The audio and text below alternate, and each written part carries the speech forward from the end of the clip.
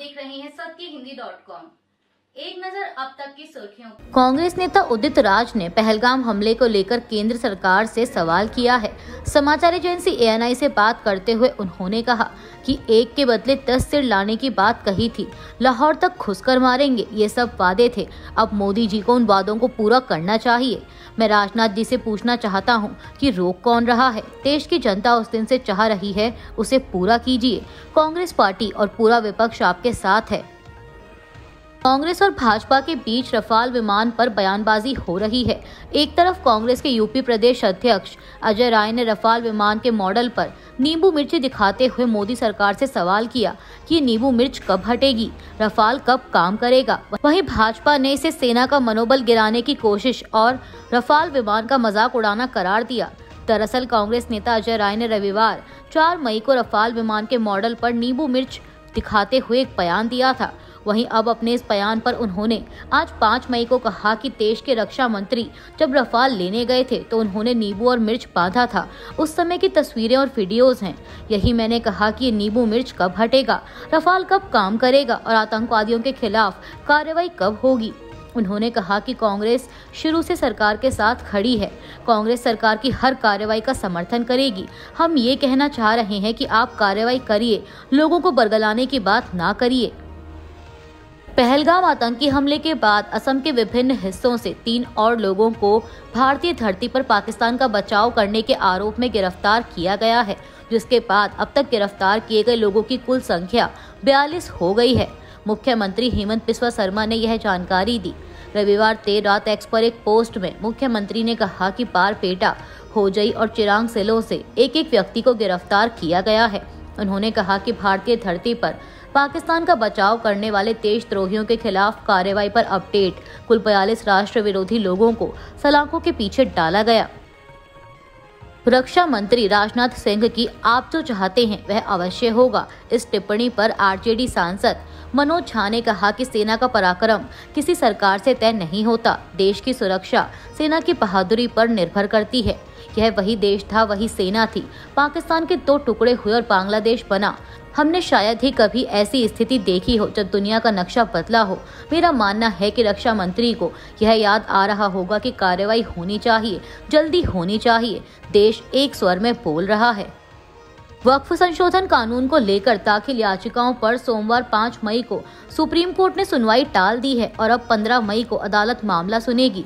मुख्य न्यायाधीश संजीव खन्ना ने कहा कि इस मामले में विस्तार से सुनवाई की जरूरत है और अब अगले चीफ जस्टिस PR गवई के सामने मामला लगेगा। बता दें कि 13 मई को CJI संजीव खन्ना रिटायर हो रहे हैं और 14 मई को जस्टिस PR गवई नए CJI के तौर पर शपथ लेंगे।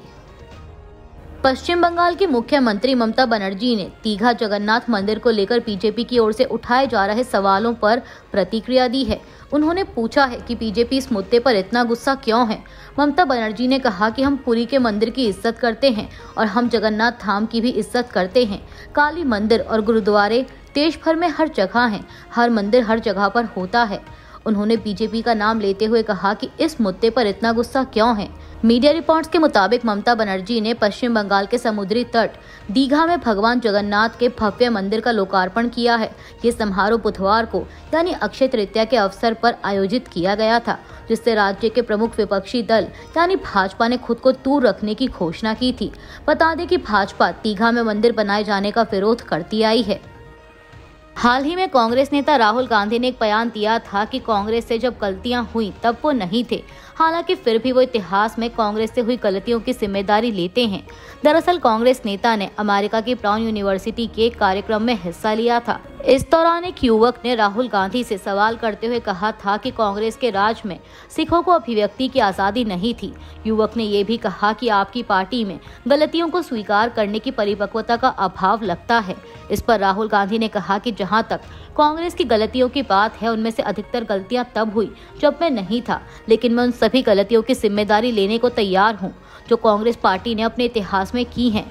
राहुल गांधी ने आगे कहा कि मैंने पहले भी पब्लिकली कहा है कि 80 के दशक में जो हुआ वो गलत था। अब उनके इस बयान पर भाजपा नेता तरुण चुघ ने प्रतिक्रिया दी है। उन्होंने कहा कि सच ये है कि लगातार 40 साल तक कांग्रेस पार्टी और गांधी नेहरू परिवार ने सिखों का कत्ल करने वाले अपराधियों को शरण दी। कांग्रेस के नेताओं ने सिख विरोधी दंगों में शामिल अपने पार्टी के नेताओं को जानबूझकर बचाने का काम किया। अगर उनमें शर्म होती तो वे जगदीश टाइटलर, कमलनाथ, सैम पित्रोदा, सज्जन कुमार के खिलाफ कार्रवाई करते। भाजपा नेता ने कहा कि राहुल गांधी का हालिया बयान सिखों के जख्मों पर नमक छिड़कने जैसा है। सुप्रीम कोर्ट ने सोमवार को एक याचिका पर सुनवाई करते हुए कॉमेडियन समय रैना, विपुल गोयल समेत 3 अन्य कॉमेडियन के खिलाफ नोटिस जारी किया है। लाइव लॉ के मुताबिक इस याचिका में इन सभी कॉमेडियन पर दिव्यांग व्यक्तियों का मजाक उड़ाते हुए असंवेदनशील जोक्स करने के आरोप है। जस्टिस सूर्यकांत और जस्टिस एन कोटेश्वर सिंह की बेंच ने मुंबई पुलिस आयुक्त को निर्देश दिया कि वे इन सभी कॉमेडियन को नोटिस जारी करें ताकि वे अगली सुनवाई की तारीख पर अदालत में हाजिर हो सके। कोर्ट ने चेतावनी दी कि यदि ये सभी कोर्ट में हाजिर नहीं होते हैं तो उनके खिलाफ कठोर कदम उठाए जाएंगे। बता दें कि कोर्ट ने ये आदेश MS क्योर SM फाउंडेशन की ओर से दायर की गई रिट याचिका पर दिया है। जिन 3 अन्य व्यक्तियों को समन भेजा गया है वे हैं बलराज परमजीत सिंह खई, सोनाली ठक्कर उर्फ सोनाली आदित्य देसाई और निशांत जगदीश तंवर। लोकसभा में कांग्रेस के उप नेता गौरव गोगोई ने महिलाओं के खिलाफ कथित अपमानजनक टिप्पणी के लिए असम के मुख्यमंत्री हेमंत बिस्वा शर्मा की आलोचना की और उनसे माफी मांगने की मांग की। एक्स पर एक पोस्ट में गोगोई ने कहा कि शर्मा का यह आरोप कि असम की महिलाओं ने कांग्रेस के कार्यकाल के दौरान नौकरी पाने के लिए समझौता किया अपमानजनक है। मुख्यमंत्री द्वारा चल रहे पंचायत चुनावों के दौरान एक राजनीतिक रैली में यह बयान देना असम में राजनीतिक विमर्श के लिए एक नया निचला स्तर है। इस्राएली सेना ने गजा में अपने अभियान को तेज करने और बढ़ाने के लिए हजारों रिजर्व सैनिकों को बुलाना शुरू कर दिया है। इस्राएली रक्षा बलों ने कहा है कि वह गजा से बंधकों की रिहाई और हमास को हराने के उद्देश्य से दबाव बढ़ा रहा है। सेना ने कहा कि योजना के तहत वह नए क्षेत्रों में काम करेगी और जमीन के ऊपर और नीचे सभी बुनियादी ढांचे को नष्ट कर देगी। इस्राएली मीडिया की रिपोर्ट के अनुसार इस्राएली सुरक्षा कैबिनेट ने गजा में नए सिरे से सैन्य विस्तार को मंजूरी दे दी है। हालांकि कई रिपोर्ट्स के मुताबिक इस सैन्य विस्तार को अगले हफ्ते अमेरिकी राष्ट्रपति डोनाल्ड ट्रंप की यात्रा के बाद लागू किया जाएगा। बता दें कि इसराइल और हमास के बीच युद्ध विराम का समझौता विफल रहा और गजा में 59 बंधकों की रिहाई बाकी है, जिनमें से 24 बंधकों के जिंदा होने की संभावना है। अमेरिका के राष्ट्रपति डोनाल्ड ट्रंप ने अल्काट्राज जेल को फिर से खोलने और उसका विस्तार करने की घोषणा की है।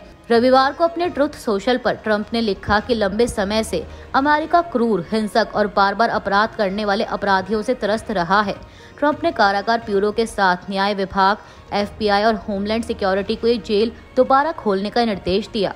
उन्होंने कहा कि अमेरिका के सबसे क्रूर और हिंसक अपराधियों के लिए वो अल्काट्राज जेल को खोलने का निर्देश दे रहे हैं। उन्होंने कहा कि अल्काट्राज का दोबारा खोलना कानून व्यवस्था और न्याय का प्रतीक होगा। बता दें कि अल्काट्राज जेल एक द्वीप पर स्थित है। इसे दुनिया की सबसे खतरनाक जेल माना जाता है, जिसे 1963 में बंद कर दिया गया था। अल्काट्राज द्वीप वर्तमान में एक पर्यटक स्थल के रूप में चल रहा है और यह सैन फ्रांसिस्को के गोल्डन गेट ब्रिज के पास स्थित है। अभी के लिए बस इतना ही। बाकी की खबरों के लिए जुड़े रहिए सत्यहिंदी.com के साथ। Copyright disclaimer under Section 107 of the Copyright Act 1976. Allowance is made for fair use for purposes such as criticism, comment, news reporting, scholarship, and research. Fair use is a use permitted by copyright statute that might otherwise be infringing.